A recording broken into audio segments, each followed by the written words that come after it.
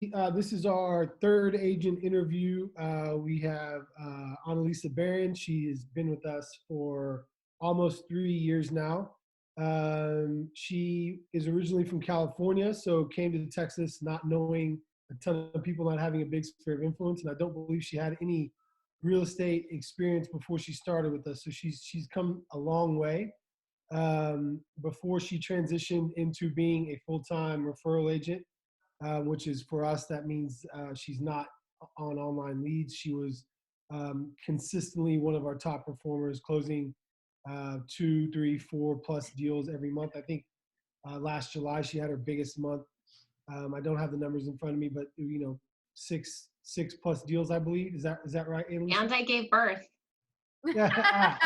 Birth on July 16th, my biggest month. Yeah, that's right. So I want to talk about, for the people who are watching this and are worried about taking the leap. The people that we would like to come work for us on leads are people that are like you, who don't have a big sphere, who want to drink from the fire hose and take leads and then build their business and eventually transition out. So talk to me about when we hired you. Didn't know a lot of people. You and Art, I think, were almost brand new to Austin. Tell me a little bit about what that was like, moving into a new role and being in sales in a business where it is a lot relationship based. You didn't know anyone. What did that look like for you? That was, that was really scary at first because, y'all literally dumped more leads into my CRM the first day I started than I had ever even gotten. I had 1 year in the business. I had maybe 2 transactions under my belt. I knew all of the systems that we use, and I knew how to write a contract, but I had no idea how to negotiate, how to really do like a good showing, walk Right. through a house.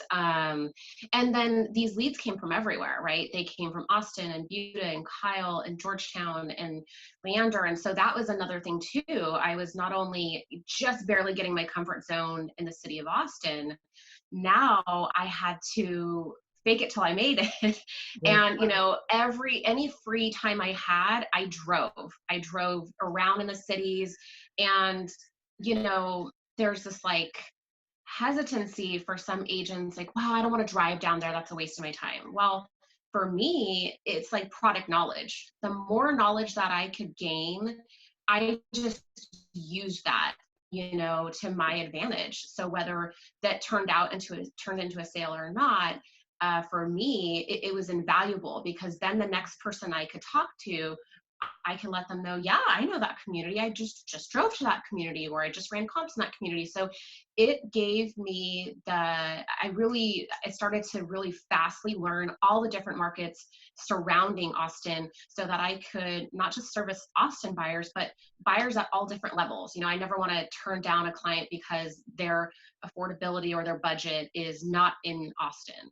So scary at first, but I did go into it with okay, I'm going to be super busy and this is going to be my life. And I prepared myself for that, and I jumped right in, and y'all gave me the tools to do that. If you don't have those leads, you're just sitting at home twiddling your thumbs. And I definitely did not have any time. I think I actually sprained my wrist the third month I started with the agency.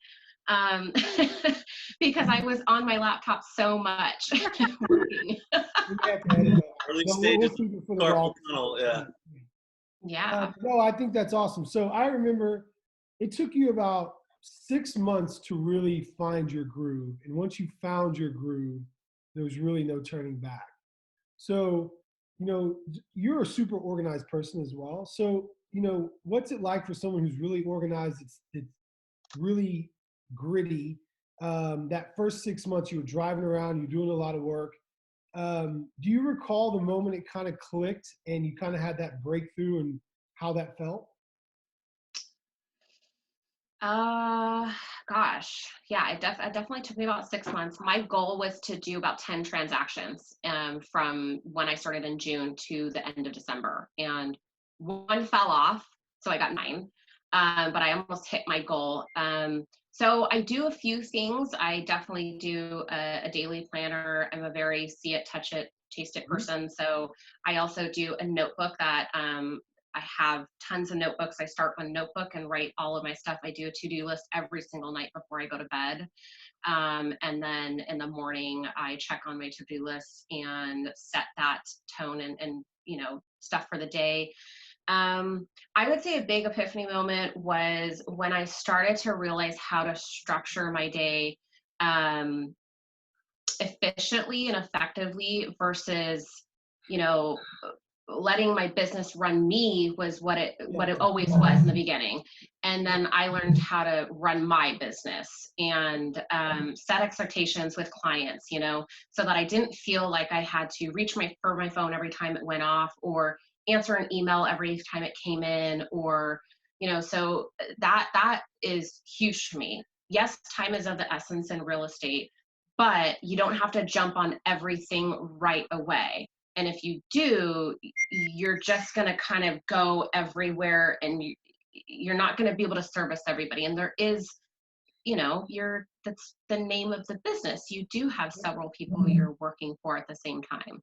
So I remember, I remember very distinctly when you had your breakthrough.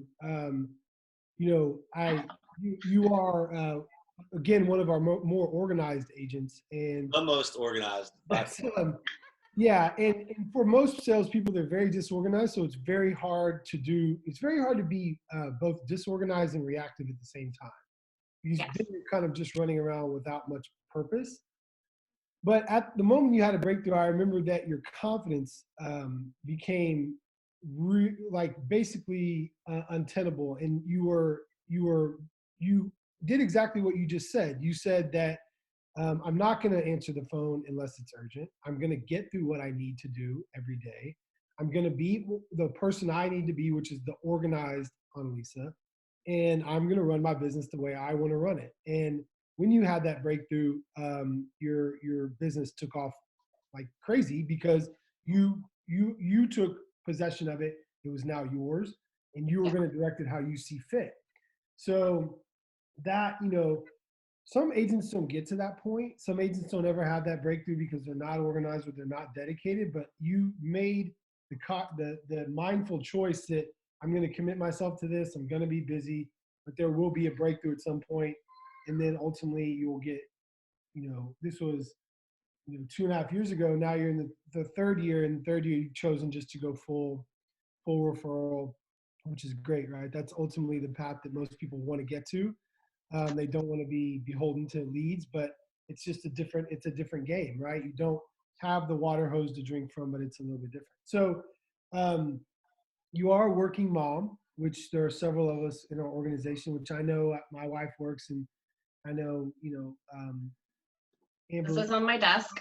There's other, we have a lot of people potty training and doing other things during COVID. It's a very challenging work environment. So I wanted to talk to you about what is that transition, because you started and you were not a mom when you started, but now you are.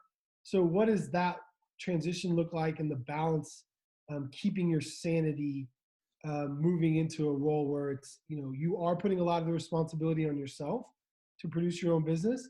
You obviously have the skill set, but then you also have a variable that will not change, which is your daughter. So talk to us about what that looks like. Yes. So I would say that throwing a child into the mix is pretty, like you said, I have to constantly adapt. I go from working to playing with my daughter, to working to playing with my daughter, to putting her down for a nap, to feeding her, to working, to making calls. I have to say though, like a lot of the skills that I feel like make me a good mother also make me a good agent. So I'm very attentive to my daughter and very focused. She doesn't talk yet, but I do listen for cues, from her. Those are all very important things when you're working with clients. I'm consistent with her. And I constantly multitask. And so when you are, I was just joking around a minute ago, I've got 7 or 8 transactions currently going on right now. And so that means probably 4 or 5 different people that I'm talking with on a normal basis with each transaction. And so, I save numbers with addresses or funny little memes or something to remind me of that person. I try to be personable with everybody. And the more transactions I've gotten under my belt, the more comfortable I feel multitasking. So it's definitely not something that comes the first day in real estate. It doesn't come in the second month in real estate. And I think that's hard for a lot of agents, right? Because it's something brand new. With clients, you're dealing with all these different personalities and religions and backgrounds. And, some people are very right brain, some people are very left brain. And so a lot of patience that I have as a mother every day, I have to have a lot of patience with my clients too. And getting to the root of why somebody is buying or why somebody is selling is literally, I've learned that is the best. That's my number one goal, because if I can understand that, then I know where they need to be in my focus and my attention. And I have people that I talk to on a daily basis and, keep their search wide open. I have some people that I touch every couple weeks, and then other people that I'm like, hey, we'll talk every couple months, So consistency, open communication, setting the tone is very, very important. Being a mom in this business with COVID is on a whole new level. I found that honesty is the best policy. So I tell my clients straight up, hey, I have a 9.5-month-old. She is, home with me because of COVID. And, I will do my best to give you everything I can, whether it's waking up before she gets up for the day or working after. I work a lot till 11, 12 o'clock at night a lot of times.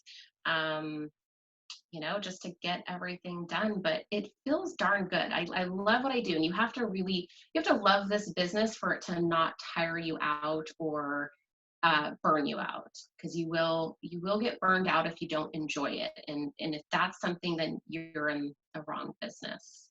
Yeah, no, totally. Especially now we have to put extra care into everything we do. It's not as easy as it was a year ago, 2 years ago. There's a lot of circumstances that we tried our best to control. So all of us have kids on the Zoom meeting right now. So it's a balancing act, but we're forging ahead. And I think that for our group, especially the people that have been here for as long as you and Enrique, and there was a lot of similarities in the conversation. You guys are very much different personality wise, but the path is the path in which you speak about how to get to where you want to be in your goals is similar, which I think is great. So no, I want to thank you so much for taking time. I know you're very busy.